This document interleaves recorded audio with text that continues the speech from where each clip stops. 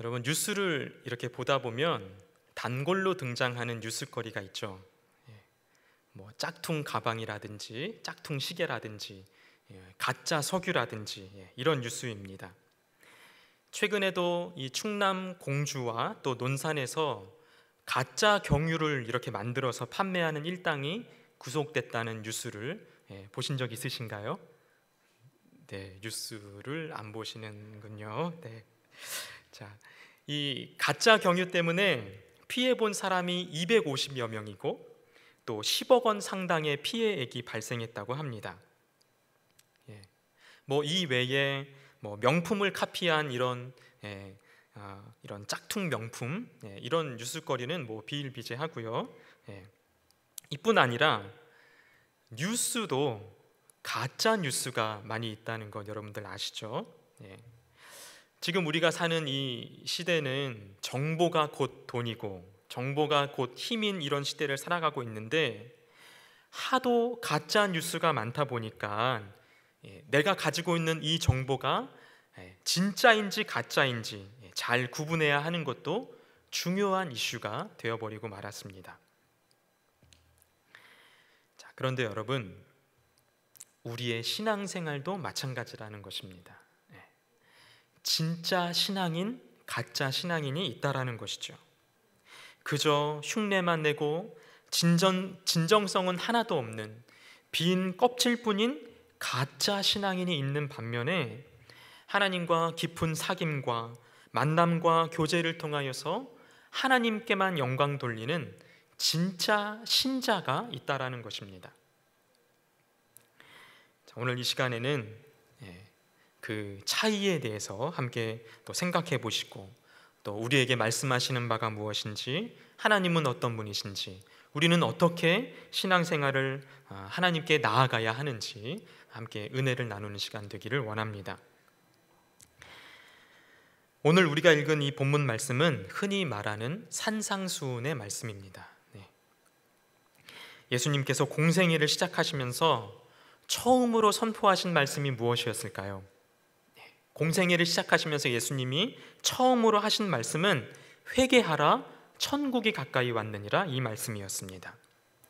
자, 이 말씀을 하신 이후에 예수님은 줄곧 천국 복음에 대하여서 말씀하셨습니다.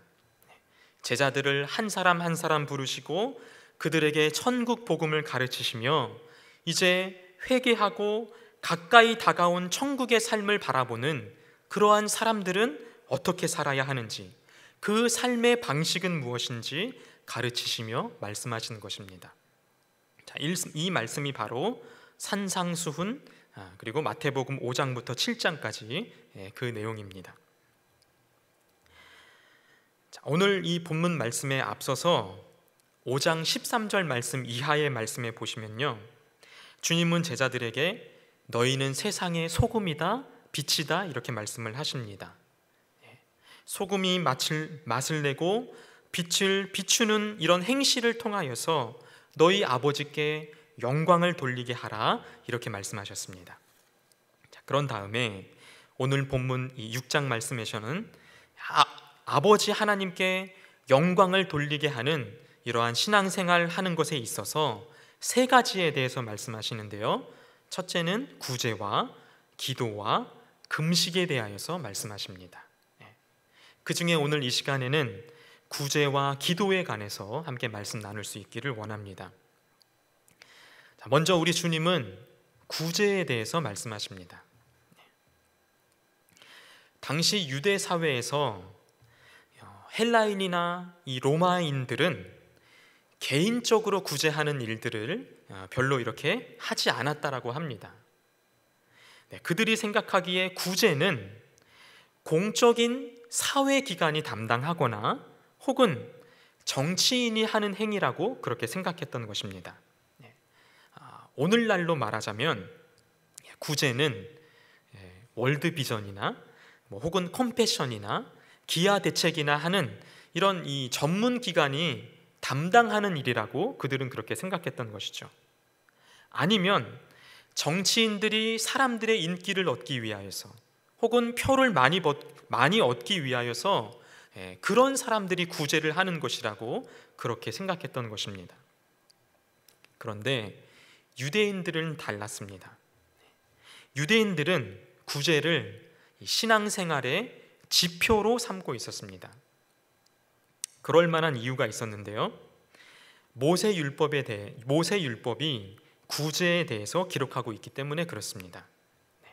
신명기 15장 7절 8절 말씀에 보시면, 내 하나님 여호와께서 내게 주신 땅 어느 성읍에서든지 가난한 형제가 너와 함께 거주하거든 그 가난한 형제에게 내 마음을 완악하게 하지 말며 내 손을 움켜쥐지 말고 반드시 내 손을 그에게 펴서 그에게 필요한 대로 쓸 것을 넉넉히 구워주라, 이렇게 말씀하고 있습니다. 모세율법은 이웃이 어려움을 당하고 있는 것을 못 본 채 하지 말고 그들을 도와주라고 이렇게 명하고 있는 것이죠. 가난한 형제에게, 가난한 이웃들에게 넉넉히 구워주라고 명령하고 있기 때문에 지금 유대인들은 그렇게 당시 헬라인이나 로마인과는 다르게 율법을 지켜 행하기 위해서 생활 속에서 구제를 굉장히 이렇게 잘 행하고 있었던 것입니다. 자, 이런 그들에게 오늘 주님은 제자들에게 말씀하시기를 주의하라 말씀하십니다. 주의하라. 뭘 주의해야 할까요? 사람들에게 보이지 않도록 주의하라, 이렇게 말씀하십니다. 당시 바리새인들과 이 일부 유대인들은 가난한 형제들을 도와주는 이 구제하는 일에 있어서 사람들에게 보이려고 했던 경우가 많이 있었던 것입니다. 그들은 이렇게 구제하는 선한 행위를 통해서 하나님께 영광을 돌리는 것이 아니라 사람에게 보이려고 하였고, 사람에게 인정받고 자기의 의를 드러내려고 그렇게 했던 것이죠. 하나님께서 마땅히 받으시는 영광을 자기 자신이 가로채고 자기가 그 영광을 취하려고 했던 것입니다. 자, 이런 그들을 향하여서 예수님은 외식하는 자라고 비판하시죠. 외식하는 자. 외식하는 자는 헬라어로 배우, 연기하는 사람, 이런 의미를 가지고 있습니다. 여러분 좋아하는 배우 누가 있나요? 배우는 실제 자기 자신이 아니라 극 중의 인물을 연기하죠. 때로는 가면을 쓰거나 분장을 이렇게 진하게 해서 내가 아닌 다른 인물을 그렇게 연기를 합니다. 자, 이렇게 사람들에게 보이려고 했던 사람들은 사람들에게 칭찬을 받고 인정을 받기 위하여서 나를 더욱더 꾸미고 더 과장하고, 그래서 사람들의 이목이 자신에게 집중되기를 원했다라는 것이죠. 이런 그들을 향하여서 예수님은 또 말씀하시는데 나팔을 불지 말라 하십니다. 나팔을 불지 말라. 여러분, 이 말은 그들이 이 구제를 하면서 이 나팔을 불면서, 실제로 나팔을 불면서 구제를 했던 것은 아니고요. 당시 이 구제금을 넣는 이 함 모양이 나팔 모양으로 생겼다고 합니다. 이 헌금 함 모양이 나팔 모양으로 생겼다라는 것이죠. 그들이 이 나팔 모양으로 생긴 헌금함에 돈을 넣으면서 어떤 행동을 했는지는 정확히 알 수는 없지만 온갖 유세를 떨면서 헌금을 했겠죠. 내가 말이야 헌금을 이렇게나 많이 하고 내 헌금을 받은 사람이 누구누구다. 저 사람이 내 헌금으로 도움을 받았다. 이렇게 이런 식으로 사람들에게 자랑을 하면서 그렇게 구제를 했을 것입니다. 이런 행위를 보고 예수님은 나팔을 불지 말라 꼬집었던 것이죠.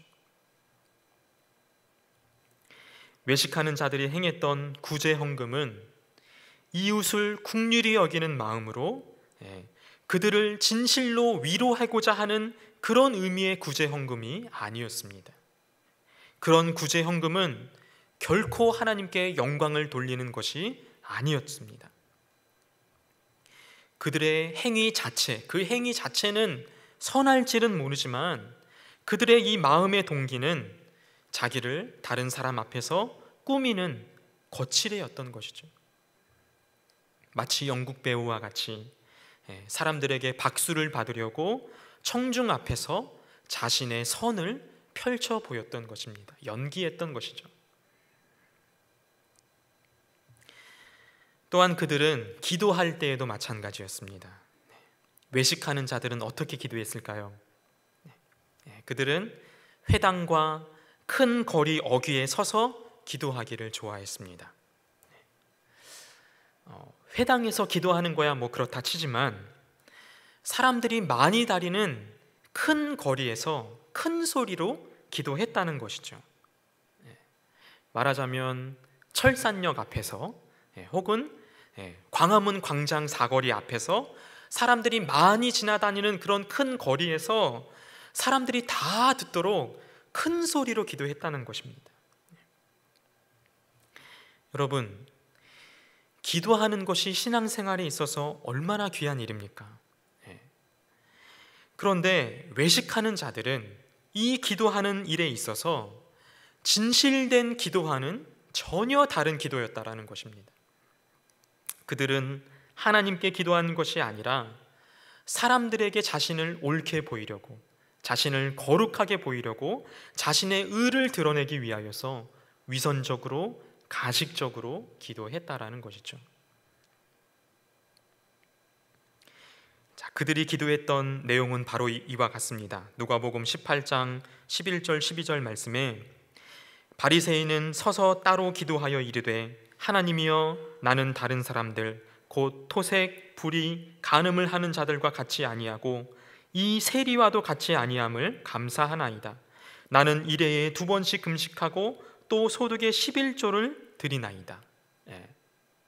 이렇게 큰 소리로 자신의 의가 어떠한지, 자신의 신앙생활이 어떠한지, 얼마나 거룩한지, 얼마나 흠이 없는지 자신의 의를 드러내면서 사거리에 서서 그렇게 큰 소리로 기도했다라는 것이죠. 또한 그들이 기도하는 기도는 중언부언하는 기도였습니다. 중언부언. 여러분, 중언부언은 계속 같은 말을 반복하는 것이죠. 자, 그런데 여러분, 우리가 기도할 때에도 같은 말을 여러 번 반복해서 기도하고 있지 않습니까? 하나의 기도 제목을 계속 되풀이해서 기도하는 경우가 종종 있습니다.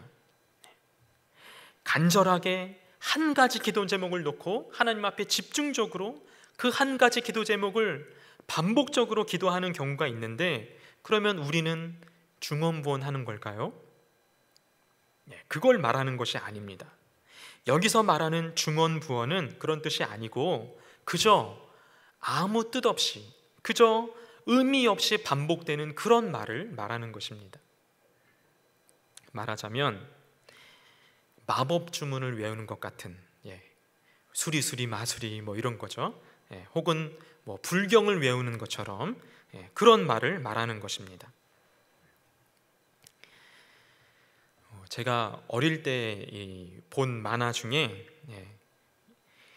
아깔라미 똑깔라미 똑깔라미띠 뭐 이런 식으로 주문을 외우는 그런 만화를 본 기억이 있어요. 아직도 그런 기억이 있습니다.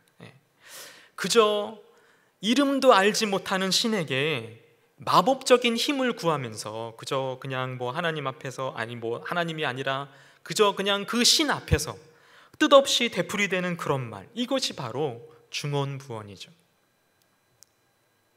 우리나라 옛날 어르신들도 새벽에 이렇게 정화수를 떠놓고 비나이다 비나이다 뭐 이렇게 했던 것처럼 말입니다.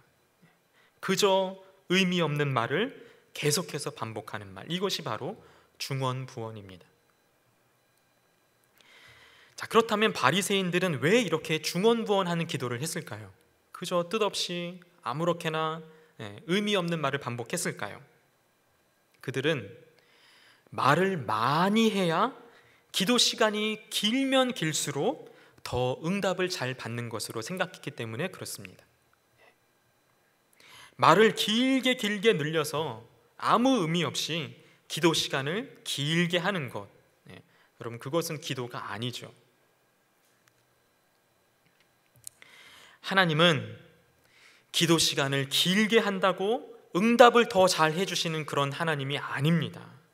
내가 열심히 시간을 들이고 공을 들여서 기도해야 그 기도에 하나님께서 응답하신다고 성경은 우리에게 그렇게 가르쳐주고 있지 않습니다. 공로를 쌓고 열심히 수고하고 기도의 시간을 오래 갖고 공을 들여야 하나님께서 응답하시는 기도가 아니라는 거예요. 여러분, 그것은 이교도입니다. 그것은 기독교의 가르침이 아닙니다. 이렇게 외식하는 자들, 가면을 쓰고 나팔을 불고 사람들에게 보이려고 하는 이러한 사람들, 이런 사람들은 하나님과는 전혀 상관없는 신앙생활을 하고 있는 것이죠. 그들은 사람들에게 옳게 보이려고, 자신을 선하게 보이려고, 거룩하게 보이려고 자신의 의를 드러냈던 것입니다. 그들이 했던 것은 신앙생활이 아니라 종교생활입니다. 이러한 사람들을 향하여서 예수님은 무섭게 말씀하십니다. 마태복음 7장 23절 말씀에 그때에 내가 그들에게 밝히 말하되 내가 너희를 도무지 알지 못하니 불법을 행하는 자들아 내게서 떠나가라 하리라. 또 계속해서 말씀하십니다. 마태복음 23장 27절 말씀에 화 있을진저 외식하는 서기관들과 바리새인들이여 회칠한 무덤 같으니 겉으로는 아름답게 보이나 그 안에는 죽은 사람의 뼈와 모든 더러운 것이 가득하도다. 여러분, 예수님은 이렇게 외식하는 자들에게 나를 떠나라, 회칠한 무덤이다, 화 있을 것이다, 이렇게 경고하셨습니다. 자, 그렇다면 천국 복음을 따르는 예수님의 참된 제자들은 신앙생활을 어떻게 해야 합니까?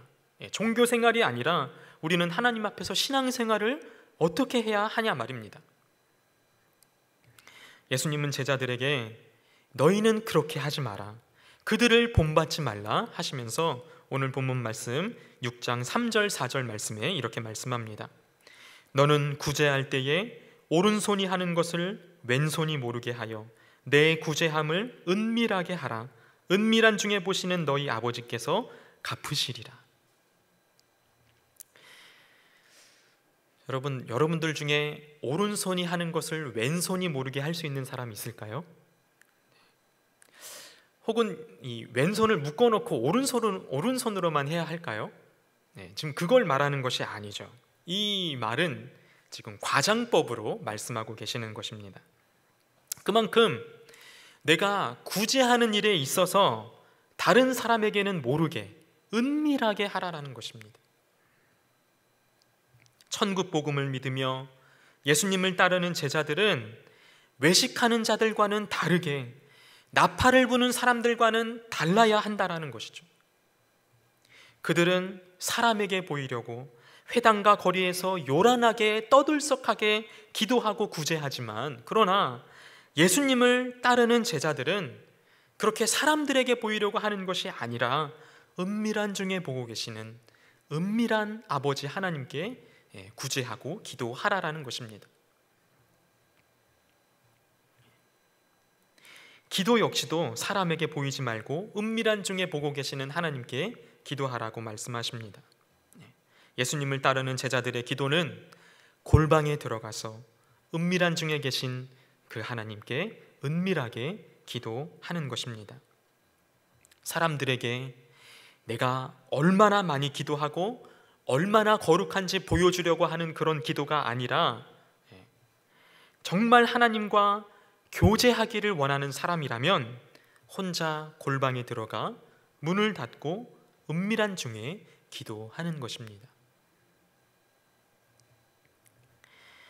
여러분, 그렇다고 오늘 이렇게 이 금요 기도회와 같이 함께 교회에서 합심하는 기도를 하지 말라고 그렇게 오해하시면 안 됩니다. 함께 이렇게 합심해서 기도하지 말고 혼자 골방에 들어가서 기도해라, 그런 말을 말씀하시는 것이 아니죠. 기도가 자신의 의를 드러내는 자랑 행위가 되지 말게 하라는 것입니다. 은밀한 중에 보시는 그 하나님께 은밀한 중에 하는 골방의 기도가 되어야 한다라고 주님은 우리에게 말씀하고 있습니다. 예수님은 바리새인과 비교하는 기도를 우리에게 들려주시는데요, 누가복음 18장 13절 말씀에 세리는 멀리 서서 감히 눈을 들어 하늘을 쳐다보지도 못하고 다만 가슴을 치며 이르되 하나님이여 불쌍히 여기소서 나는 죄인이로소이다 하였느니라. 은밀한 중에 행했던 나의 모든 행실을 은밀한 중에 보시는 그 하나님께서 그 하나님 앞에 우리는 감히 고개를 들지 못하는 것입니다. 감히 고개를 들지 못하고 나는 죄인입니다, 주여 나를 불쌍히 여기소서, 이렇게 기도할 수밖에 없다라는 것입니다.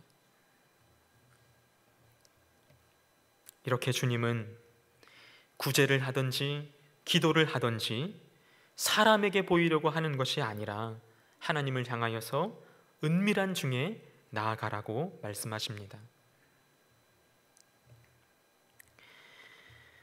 이렇게 은밀한 중에 우리 삶을 보고 계시는 하나님은 또한 우리의 아버지가 되신다고 주님은 우리에게 말씀하고 있습니다. 예수님은 하나님이 우리의 아버지 되심을 강조해 주고 있습니다. 1절, 4절, 6절, 8절 말씀에 이렇게 말씀하시는데요, 하늘에 계신 너희 아버지께, 은밀한 중에 보시는 너의 아버지께서, 은밀한 중에 보시는 내 아버지께서, 하나님 너희 아버지께서. 주님은 우리에게 하나님이 너희의 아버지가 되신다 이렇게 말씀하고 있습니다. 사랑하는 여러분, 우리의 신앙생활은 아버지와 자녀의 관계 속으로 나아가는 것입니다. 성경은 곳곳에서 하나님과 우리의 관계를 아버지와 자녀의 관계로 계속해서 말씀하고 있습니다. 이것은 하나님과 또 하나님을 믿는 우리와의 독특하고 친밀한 관계를 말하는 것이죠. 온 세상을 주관하시고 다스리시는 그 하나님이 우리의 아버지가 되신다라는 것입니다. 우리는 그분의 자녀가 되었습니다. 엄청난 것이죠. 우리는 아버지와 자녀의 관계 속에서 구제하고 선을 행하고 기도를 하는 것입니다. 여러분, 우리는 단골 가게 사장님과 거래하듯이 하나님과 관계하는 것이 아닙니다. 우리의 구제와 기도는 내가 하나님께로부터 무언가 얻어내기 위한 수단이 아닙니다. 내가 이만큼 헌금을 하고 어떤 일정한 액수가 채워져야 그제서야 하나님께서 움직이시고, 내가 몇 시간의 봉사활동을 하나님께 지불하니까 그제서야 하나님께서 나에게 합당한 보상을 주시고, 이런 것이 아니라는 거예요. 기도 역시도 마찬가지입니다. 일정한 기도의 양을 채우고 길게 기도하고 내가 이만큼 기도를 하니까 그제서야 하나님께서 나의 기도를 들으시고 그제서야 하나님께서 움직이시고 어떤 액션을 취하시고 그제서야 응답이 우리에게 이루어지는 것, 이것이 기도가 아니라는 거예요. 내가 구제와 기도라는 행위를 지불하고 하나님께로부터 응답을 얻어내는, 또 복을 얻어내는 그런 것이 신앙생활을 말하는 것이 아닙니다. 사랑하는 여러분, 오해가 없으시길 바랍니다. 하나님은 우리의 기도가 필요하신 분이 아닙니다. 다만 우리가 기도하기를 원하십니다. 기도는 우리에게 필요한 것입니다. 우리의 필요 때문에 기도하는 것입니다. 우리는 기도를 통해서 아버지이신 하나님께 나아갑니다. 거룩한 임재로 나아가는 것입니다. 기도를 통하여서 우리에게 베푸시는 은혜를 충분히 누리고, 기도를 통하여서 우리에게 향하신 하나님의 뜻을 발견할 수 있게 되는 것입니다. 이것이 우리가 기도하는 이유입니다. 히브리서 4장 16절 말씀에 우리에게 이렇게 말씀하십니다. 그러므로 우리는 국률하심을 받고 때를 따라 돕는 은혜를 얻기 위하여 은혜의 보좌 앞에 담대히 나아갈 것이니라. 우리는 외식하는 자들과 같이 사람에게 보이려고 신앙생활을 하지 않습니다. 우리의 아버지 되시는 하나님께 나아가는 것입니다. 그 아버지와의 관계 속에서 우리는 착한 행실과 기도로 관계를 맺는 것입니다. 이렇게 은밀한 중에 보시는 그 아버지 하나님께 나아갈 때에 아버지 하나님께서 우리에게 갚아주시겠다고 약속하십니다. 외식하는 자들은 사람에게 칭찬받으려고 선을 행하는데 사람들의 그 짧은 칭찬은 그들이 받는 유일한 상입니다. 그러나 은밀한 가운데 보시는 그 하나님을 바라보며 행하는 선한 행실은 전능하신 하나님께서 우리에게 상을 주시고 그 아버지 하나님께서 우리에게 갚아주십니다. 히브리서 11장 6절 말씀에 우리에게 이렇게 말씀합니다. 하나님께 나아가는 자는 반드시 그가 계신 것과 또한 그가 자기를 찾는 자들에게 상 주시는 이심을 믿어야 할지니라. 사랑하는 여러분, 천지 만물을 주관하시는 하나님께서 우리에게 상을 주신다니, 여러분, 그 상이 얼마나 대단하고 좋은 상일까요? 외식하는 자들이 받는 상은, 그 칭찬은 즉각적일 수는 있습니다. 그러나 그것은 일시적이고 유한하고 썩어 없어져 버리는 상입니다. 그런데 하나님께서 우리에게 주시는 상은 간혹 즉각적이지는 않을 수 있지만, 그러나 그것은 완전하고 무한하고 영원한 상입니다. 뿐만 아니라 하나님께서 갚아주시는 상은 공개적으로 만천하에 드러나도록 우리에게 상을 베풀어 주십니다. 시편 23편 5절 말씀에 주께서 내 원수의 목전에서 내게 상을 차려주시고 기름을 내 머리에 부으셨으니 내 잔이 넘치나이다. 지금 이 시편 말씀에서의 상은 현재 우리가 다루고 있는 이 상하고는 좀 다른 의미입니다. 그런데 상을 주시는 방식에 대해서 지금 제가 말씀드리려고 합니다.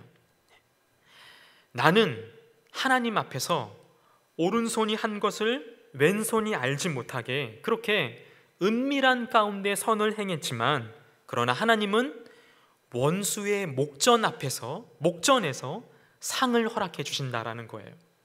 나는 하나님 앞에 은밀하게 했지만 하나님은 우리에게 갚아주실 때에 사람들이 다 볼 수 있도록, 모든 사람들이 내가 하나님께로부터 상을 받았다라는 것을 알 수 있도록 넘치도록 우리에게 부어 주신다라는 것입니다.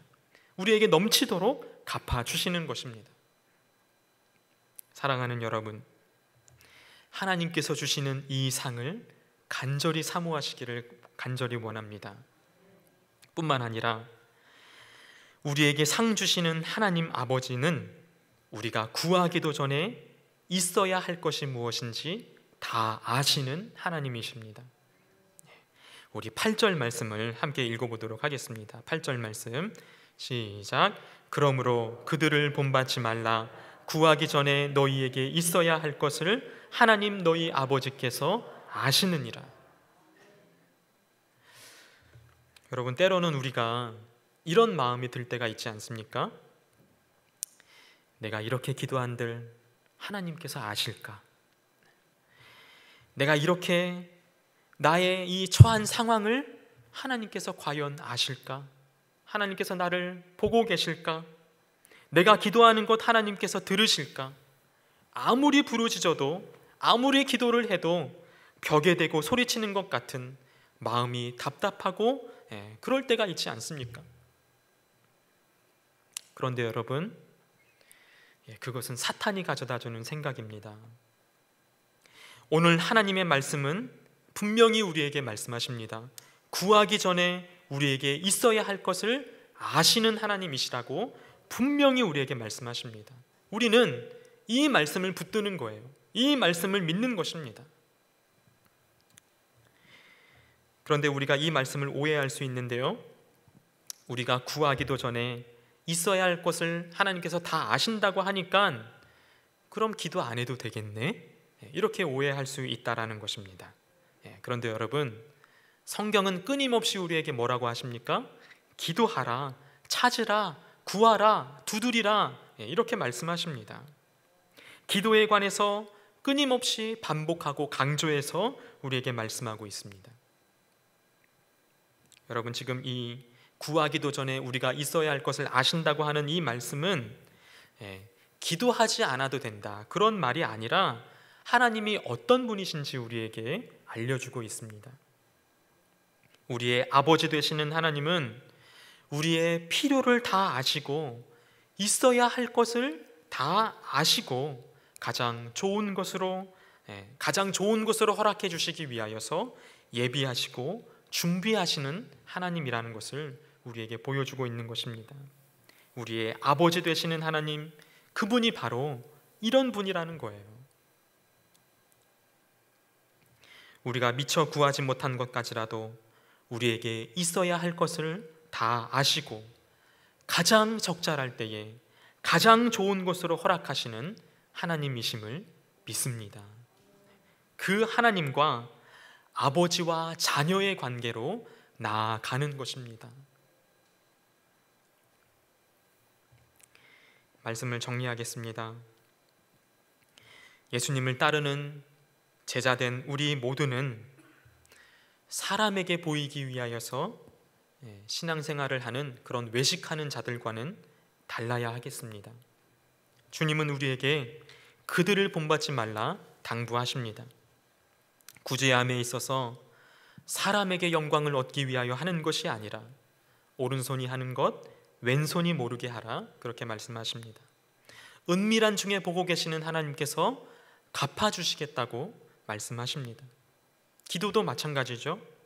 사람들에게 내가 얼마나 기도를 많이 하는지, 내가 얼마나 거룩한지 보여주려고 하는 것이 아니라 은밀한 중에 구하기도 전에 우리에게 있어야 할 것이 무엇인지 아시는 그 좋으신 아버지 하나님께 진실한 마음으로 기도하며 겸손히 하나님의 은혜만을 구하는 우리 모두가 되시기를 간절히 원합니다. 우리가 즐겨 부르는 복음성 가사 중에 이렇게 고백하는 찬양이 있습니다.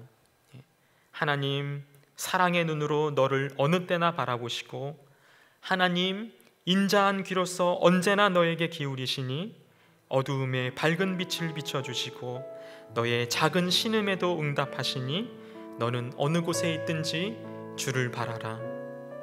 사랑하는 여러분, 우리가 사람에게 보이려고 하는 것이 아니라 은밀한 중에 우리를 보고 계시는 아버지 하나님 한 분만 바라보며 소망하기를 간절히 원합니다.